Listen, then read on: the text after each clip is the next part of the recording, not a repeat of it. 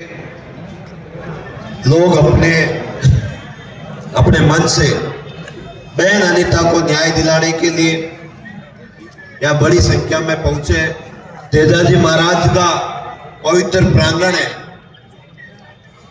और तेजाजी महाराज ने तो हमेशा ये संदेश दिया है कि जब किसी को आपकी आवश्यकता पड़े, आपकी जरूरत पड़े, तो उसके साथ बिना नफा नुकसान देखे हुए उस पीड़ित के साथ खड़ा हो जाना चाहिए।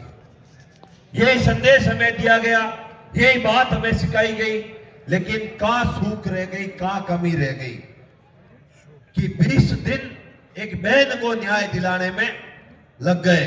बातें आप और हम सब बड़ी बड़ी करते हैं, कहते हैं महिला उन्मूलन होना चाहिए, नारी शक्ति को स्थान देना चाहिए, महिलाओं को आगे लाना चाहिए।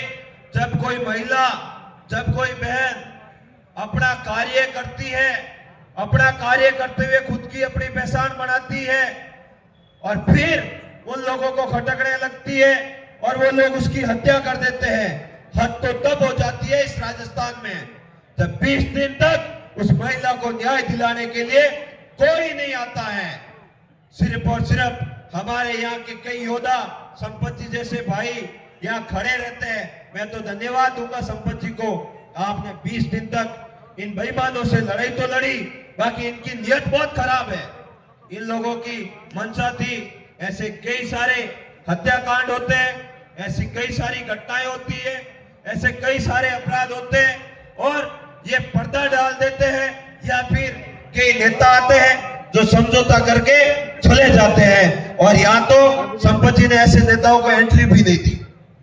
सबसे बड़ी बात तो यह है, ऐसे फर्जी नेताओं को अंदर घुसने भी नहीं दिया जो अपना उल्लू सीधा कर ले और जनता को मरने के लिए छोड़ दे। मेरे भाइयों, विश्वास रखना, हनुमान बेनीवाल आज आपके बीच में आ रहे हैं। पिछले 20 दिनों से उनको बहुत ज्यादा समस्याएं थी, चुनाव थे, अकेले थे, चारों ओर से लोग लगे हुए थे कि हनुमान कमजोर पड़ जाए। अगर हनुमान कमजोर पड़ गया तो राजस्थान में कोई किसी की आवाज नहीं उठाएगा। जोश आएंगे, खेल खेलेंगे, जोश आएंगे, अपराध करेंगे। लेकिन आप लोग मजबूत हैं, आप लोगों ने हनुमान जी को मजबूत किया है और आज आपके बीच में न्याय दिला के जाएंगे। आप दोनों हाथ उठाओ और भरोसा दो, जब तक नेताजी आप यहाँ रहे तब तक हमें यहाँ रहना है और न्याय दिलाना है। दोनों हाथ उठाकर भरोसा दिलाओ इस पीड़ित परिवार को कि सर्व समाज के लोग आपके साथ में खड़े हैं। हमें डरना नहीं है, घबराना नहीं है। प्रशासन के अधिकारी कई तरह की बातें करते हैं, ये कर देंगे, वो कर देंगे, कुछ नहीं होना है, होना कुछ नहीं है। एक बार लड़ोगे, एक बार मजबूती से उनको मुंह तोड़ जवाब दे दोगे तो भविष्य में कभी अनीता जैसी बहन के साथ अन्याय नहीं होगा। हमेशा उनको यह ध्यान में रहेगा कि यहाँ के लोग बहुत मजबूत हैं, जब भी किसी को जरूरत पड़ती है खड़े हो जाते हैं। मैं जाट समाज से विशेष निवेदन करूंगा, हम लोगों को तो आपसे बहुत उम्मीद रहती है, हम लोगों को आपसे बहुत उम्मीद रहती है, हम छोटे छोटे समाजों को आपसे उम्मीद रहती है।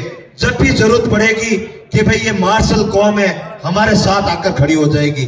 भाई एक बात आप समझो, एक बात पर आप गौर करो, जब आप जैसी मार्शल कौम को, आप जाट कौम को न्याय देने के लिए 20 दिन तक इंतजार करना पड़ रहा है, तो बताओ राजस्थान में ये हो क्या रहा है। समझने की जरूरत है, बात पर गौर करने की जरूरत है, इस पर विचार मनन करने की जरूरत है। तब पता चलेगा। जब आप लोगों को इतना समय लग रहा है तो हमें कितना समय लगेगा। छोटे छोटे नाई, दर्जी, कुमार, अन्य जातियां हैं, उनके साथ ज्यादती हो रही होगी तो उनको न्याय लेने में कहीं दूर दूर तक नजर भी नहीं आ रहा होगा उन्हें न्याय मिलेगा। बहुत सारे हत्याकांड होते हैं, 2-3 दिन तक अखबारों में रहते हैं, फिर बाद में गायब हो जाते हैं या फिर दबाव बढ़ाकर उन परिवार के साथ अन्याय कर दिया जाता है। लेकिन यह बात दूसरी है। बागडोर अब आपने हनुमान बेनीवाल जैसे योद्धा के हाथ में सौंप दी है, जो मात्र 5-10 मिनट में हमारे बीच में आ जाएंगे और आकर ये तय कर देंगे राजस्थान के लोगों का जमीर मरा नहीं है। राजस्थान में जिंदा जमीर के लोग रहते हैं जो अपने भाइयों की मदद भी करते हैं और खड़े भी रहते हैं।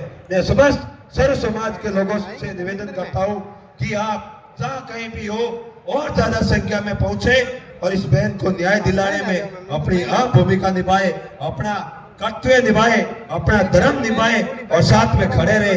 बहुत बहुत सभी का धन्यवाद। आप यहाँ पधारे और अभी हमें डटे रहना है जब तक न्याय नहीं मिलता। जय हिंद, राम राम सर।